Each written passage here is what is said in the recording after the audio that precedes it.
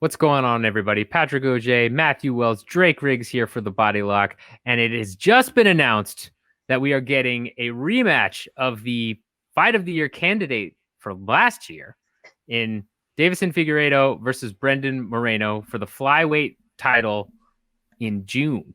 Yes, a little bit of an early announcement. June 12th is when they are slated to meet.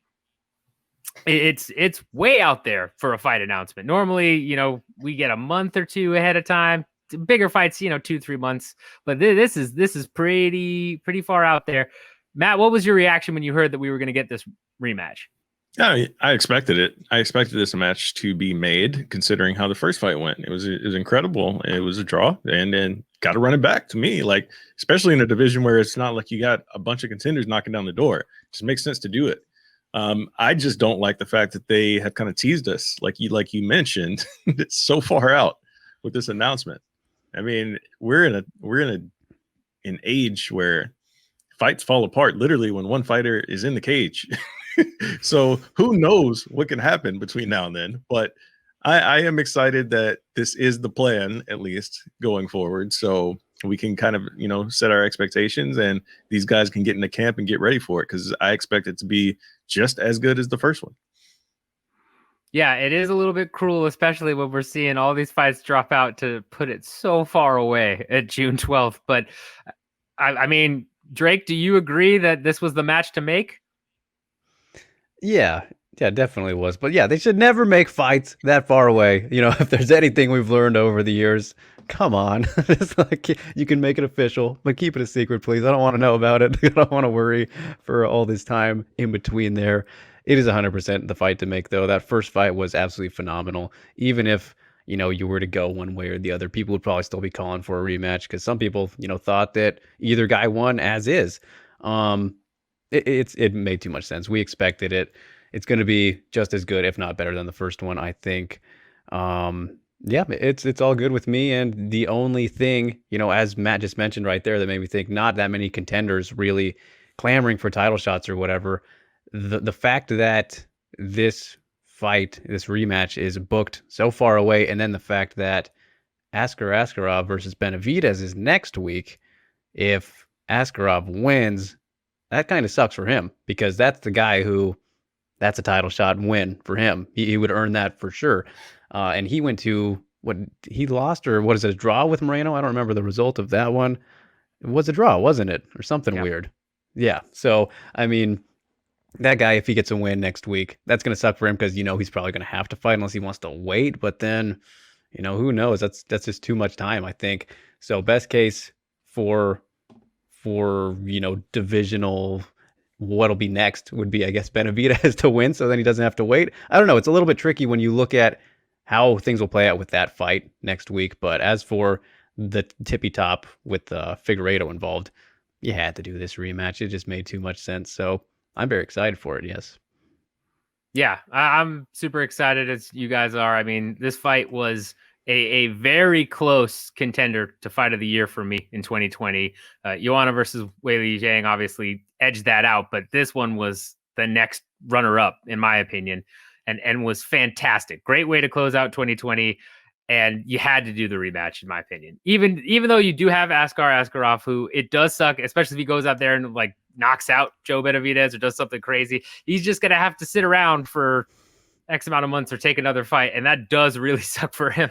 But other than that, other than really the one fighter kind of getting put to the wayside, this still makes the most sense for the division. Now, we will get to early predictions here in a second, but before we do, one thing I also want to highlight is, not Brandon Moreno, Deiveson Figueiredo asked for pay-per-view points after his last fight, right? He said he needed pay-per-view points. He got them. The fact that they're doing June 12th, that is around International Fight Week, maybe they have a couple of other headliners stacked on there and he gets a bigger cut, but let's say that's not the case. Or actually, rather, let me phrase it this way. Should Brandon Moreno versus Deiveson Figueiredo headline whatever pay-per-view they're going to be on? It depends on what the scene looks like in terms of attendance and where we're at with, having fans in the building. If they do this at like the Apex, did they announce where they were doing this fight? I don't think so, right? I don't think they've announced where. No. Yeah, like if it's at the Apex or whatever, I mean that's fine. It's fine for me because we're talking about a time and a place where they put on Calvillo versus who was that in a main event? Jessica Fight night. Yeah, Jessica I in a main event. So it's like they can get away with doing quote unquote like weaker shows or like weaker main events because you don't have to worry about selling out an arena. But if you're talking about strictly just for the quality of the fight itself, hell yeah, give me that on last, because I would definitely watch the first fight today if that was the main event. If you said like that's the fight you're going to get in the main event, yes, put it there, please, and I'll be happy with it. I mean, hopefully the second time we don't get another draw, but I mean that first fight was just fireworks. So like I said, I expect the second one to be very similar. Hard to argue with that. Drake, what are your thoughts on Figgy versus Moreno in the main event slot? Yeah, it kind of depends on the landscape of things. And I want to correct you too, Pat. International Fight Week, July, not June, buddy. I said July, around the International Fight Week time, but yes, you're right. Typically it is July. I said around though. So your correction is disregarded. Go on. Nonsense. Yeah, I mean, after seeing how the first fight went and it being a main event already, I kind of feel like it would be hard for them not to do it as a main event again, right? I mean, we didn't expect that to be the main event of that fight, the card that it was on, and it wasn't supposed to be because we lost fights on UFC 256, but it ended up delivering spectacularly, and then now everybody saw it, everybody loved it, it was amazing. How do you not make that rematch a main event if you can, right? It depends, though, on what other champions are available, whatever fights line up during this time, away from now, and, who can fit where, because since they are at 125 and still not the most popular of people, of course, Figueiredo has gained a whole lot, of popularity in this time that he's been champion, as has Moreno from that fight. It's still probably not going to be to the same degree as most of the other champions, so they will probably get favored over them, I guess, depending on their matchups, but still, I would probably lean towards them. So it really depends, but essentially, if it can be alone, I don't think anybody's going to complain about it. I'm not. It's a great way to cap off whatever card that it is on. Yeah, and the thing is that now that you bring up that International Fight Week actually is in July, kind of remember where my thoughts were all jumbled and got it back into place here, is it's likely that they will have a lot of headliners the following pay-per-view. And I could easily see this being the main event slot. I think it deserves to be a main event slot as well. Again, based on what they did last time, why not put this as the last fight of the night? I think that's a great call. And since, typically in June pay-per-views, you do have, kind of stacked pay-per-views, what they've done the past several years, right? You had Romero Whitaker 2 in June. You had that big Chicago card with Cejudo Moraes, all of that going on. This makes sense to put as a headliner here. I think they've earned the right to be the headliner. And if they are the co-main, I do at least hope that they get someone who is a known draw to be in the main event so that Figgy can get that pay-per-view money, because it's a shame he got none last year when he had that amazing fight. So early predictions here, boys. Real quickly, we're going to see this rematch. Who do you think is going to win? And give me a very brief explanation as to why. And before you do, hit that like button, hit the subscribe button, hit the notification bell to know when we're dropping videos, so you get more banter. Where Drake calls me out for something and then I shoo him away. Yeah, I know you want to do it. So Matt, who do you got in this matchup? I'm going to go with the champ retaining his title, because I think going into the first fight, he kind of underestimated Brandon Moreno a little bit. And I think Brandon Moreno went out there and, put on the fight of his life and kind of shocked him a little bit.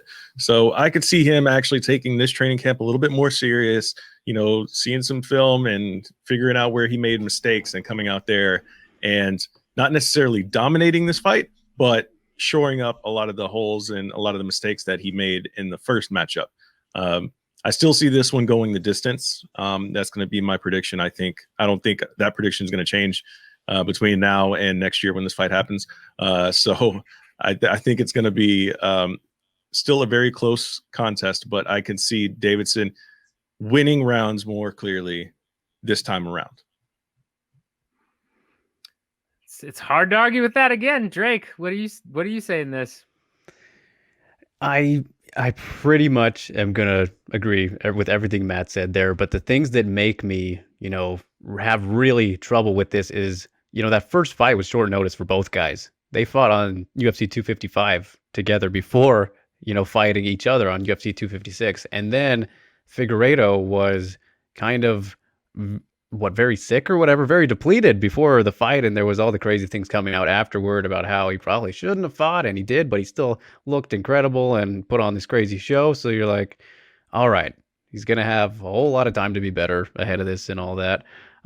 Presumably we'll be fine without any illnesses or what have you going into this, but then they each have more time to prepare too after having fought each other already. So, and feeling, what they bring to the table, which I think that makes it so much harder to pick and decide, because for Moreno, who it's got to be such a confidence booster for him to know, like, all right, I did go the full 5 with the guy and I didn't lose, and that was on short notice. Now we're preparing hard. I already know what to expect from him for the most part, but then it goes both ways, right? So it's really tough, but I do lean towards Figueiredo still, just because it's kind of the safe side. And I agree with what Matt is saying. It'll be very good as well, but he should, I think, have an easier time just because he's the more skilled guy, I think, just from what we've seen and them going against each other. It's going to be maybe even arguably more interesting than the first time with all these new little things to it, but I will still side with the champ as well. Yeah, I'm with both of you guys. I think Figueiredo will get this done.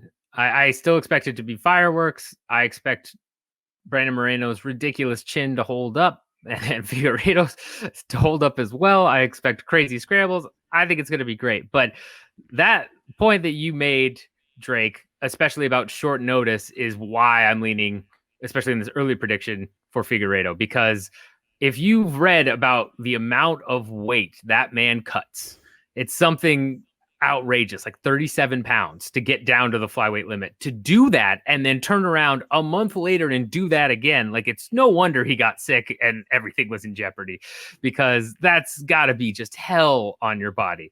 So I think with adequate time to recover from all that and then do one full camp that you just have to cut once for, I think that's going to really favor Figgy in the long term and give him an edge in what was already a close fight. That, remember, it was a draw because of the nut shot, right? That's also important to put out there, is that foul is really what caused the point deduction for the draw. Otherwise, Figueiredo technically would have taken it on the scorecards. So I think there's even more reason to back him in this one. Let us know in the comments who you think is going to win this fight, early prediction style. We'll do a bigger breakdown as it gets nearer. Again, probably next year or the year after at this rate, with fights falling out. But let us know in the comments who you think is going to win. Let us know if you think it should be in a main event slot, if it's the match to make right now, if you think Askar Askarov should get a shot if he makes a case against Benavidez. Let us know all that. And in the meantime, let's just really hope that, these guys are in a bubble until it's time to step into the cage on June 12th.